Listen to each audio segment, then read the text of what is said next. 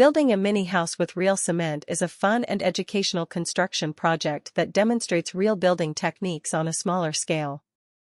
The first step in building a mini house is planning the design and layout of the structure. A simple design is best for beginners because it is easier to construct and manage. The builder starts by selecting a flat and stable surface for the construction area. Clearing the ground is necessary to remove dirt, grass, and small stones. Once the area is prepared, the builder marks the outline of the mini house.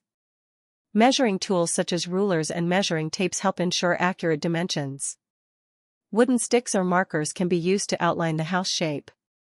After marking the layout, the foundation work begins. A shallow trench is dug along the marked outline. The trench will hold the foundation that supports the mini house. The builder prepares a cement mixture using cement, sand, and water. The mixture should have a smooth and workable consistency. The cement mixture is poured into the trench to create the foundation base. A small tool is used to spread the cement evenly. The surface of the foundation is leveled carefully. Leveling ensures that the walls will stand straight later. The cement foundation must be left to dry and harden.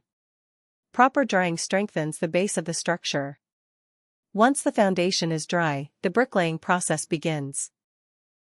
Small bricks are used to construct the walls of the mini house. A layer of cement mortar is spread on the foundation before placing the bricks. Each brick is carefully placed on the mortar layer. The builder presses each brick gently to secure it. A level tool helps keep the brick row straight. The first row of bricks forms the base of the walls. The second row of bricks is placed with staggered joints. This pattern increases the strength of the wall.